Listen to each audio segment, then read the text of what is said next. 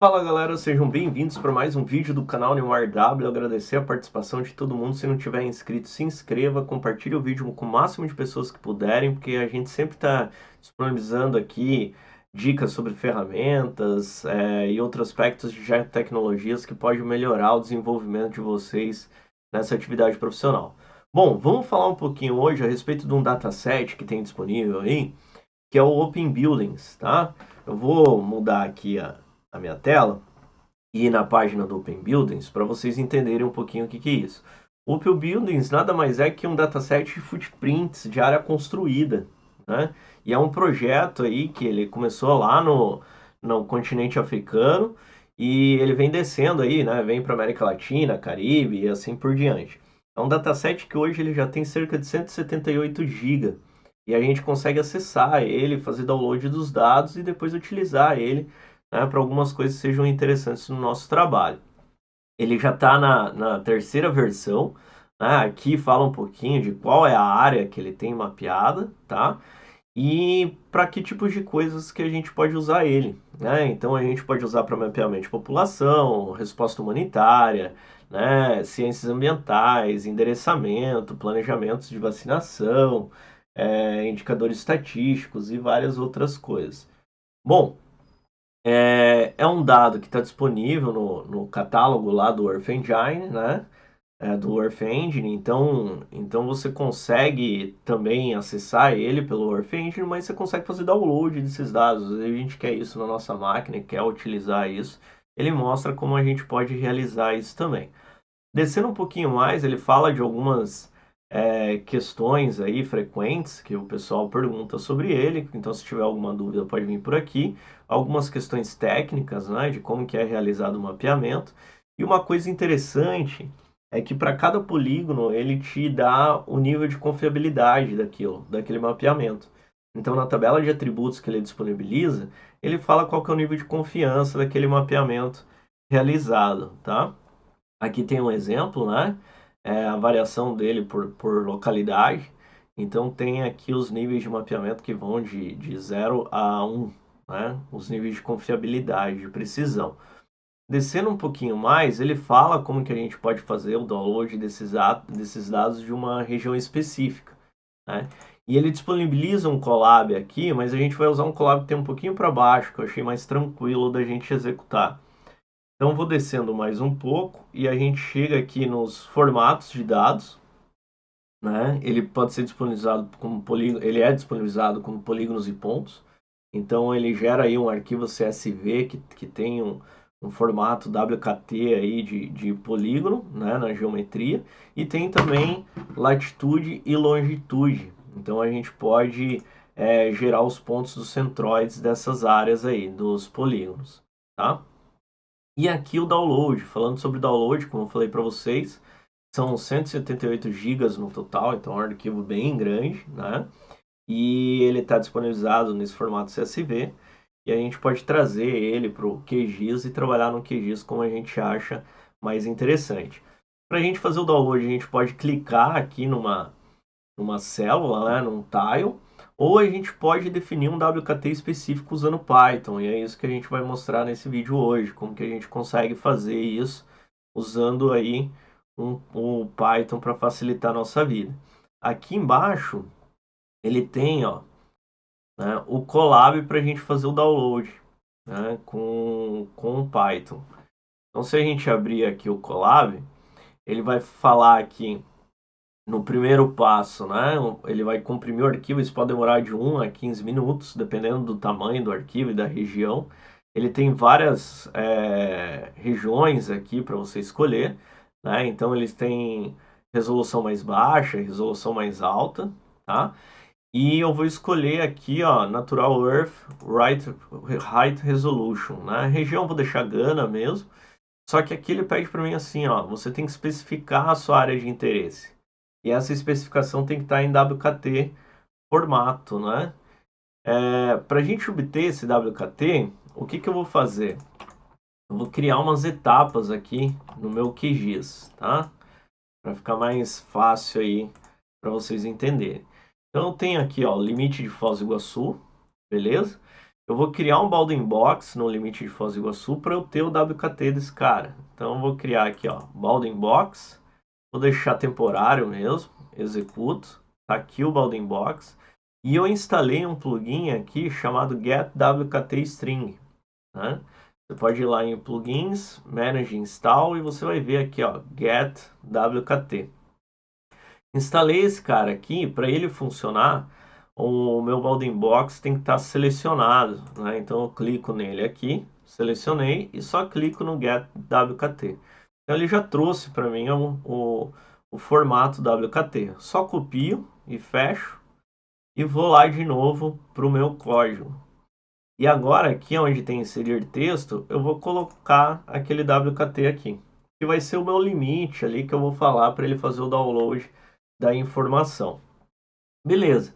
Aqui para baixo ele fala qual o tipo de dado que você quer fazer download. Eu vou colocar polygons aqui, tá? E vou clicar em executar. Nesse momento, se for da primeira vez que você está rodando isso, né? Lembrando que isso aqui é um collab em um servidor, né? Não é na sua máquina. Então, o que vai acontecer? Ele vai instanciar a máquina, vai instalar todos os pacotes na máquina. Instalando todos os pacotes na máquina, ele vai começar a fazer o download.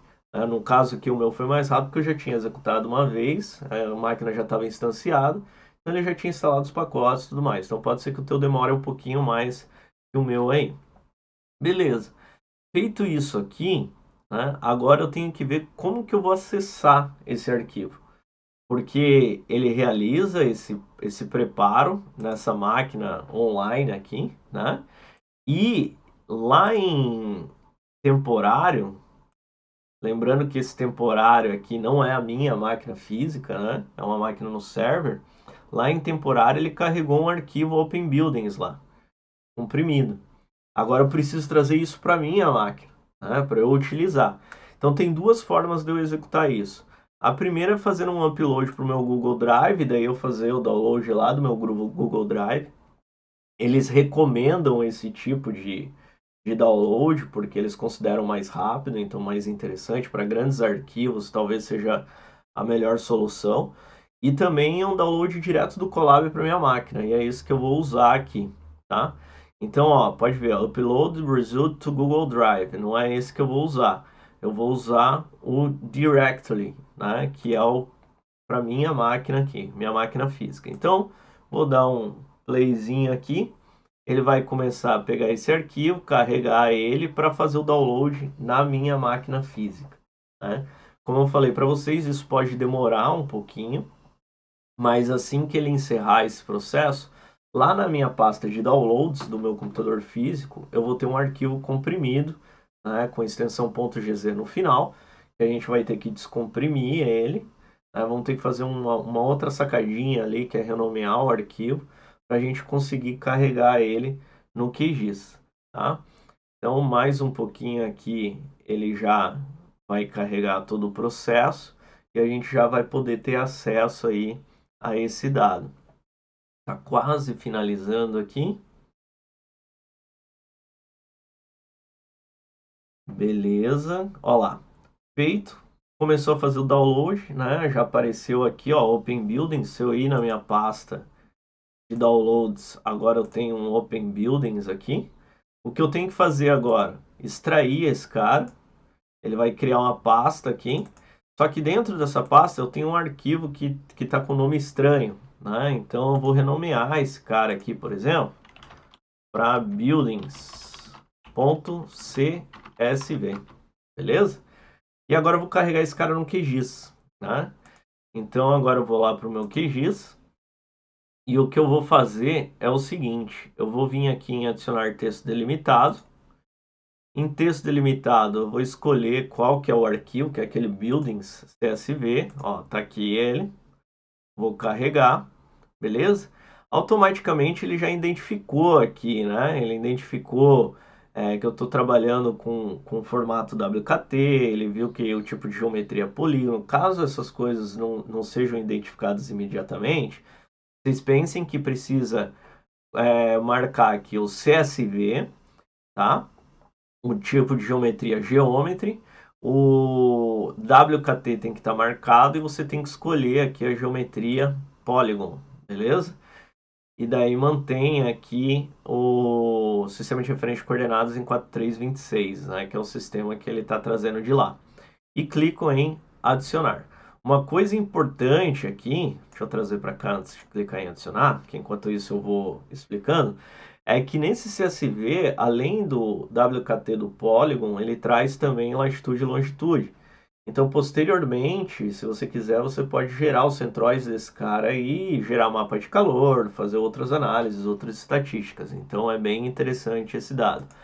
Aqui a gente tem os nossos buildings carregados para a região de Foz do Iguaçu, né? Então, se eu aproximar aqui, eu vou perceber que as áreas de telhado elas estão mapeadas, né? E lembrando que essas áreas mapeadas, elas têm na tabela de atributos delas, deixa eu pegar um carinha aqui e botar para carregar enquanto isso, elas têm na tabela de atributos delas o nível de confiança do mapeamento de cada polígono, né? Então, ele me traz aqui, por exemplo, que esse polígono, ele tem um nível de confiança aí de 93% do seu mapeamento. Então, é um dado bem interessante que a gente pode gerar bastante informação, fazer várias análises sobre o território e facilita um pouco por causa do processo de vetorização, que pode ser oneroso e tudo mais. Beleza, gente? Espero que tenham curtido o vídeo, espero que tenham gostado, né? Compartilhem com o máximo de pessoas que vocês puderem. Aproveitando o ensejo aí, lá na Udemy tem 4 cursos que eu tenho disponibilizados lá com super descontos. Então, tem Aprenda Geoprocessamento com QGIS, que é o básico do QGIS. Você vai aprender vários processos aí, geoprocessos dentro do QGIS. Integrando QGIS com PostgreSQL, você começa a mexer com banco de dados. Iniciando com Python GIS, você começa aí a trabalhar fora do QGIS e utilizar a linguagem Python para acelerar a automatização e tudo mais. E aumentando a produtividade com PyQGIS, que é dentro do QGIS aqui, mexendo com Python, usando o PyQGIS e aumentando sua produtividade do dia a dia. Beleza? Compartilhe o vídeo com o máximo de pessoas que puderem. Se não tiver inscrito no canal, se inscreva, galera, para ajudar a gente aí. Falou! Espero vocês no próximo vídeo. Tchau, tchau!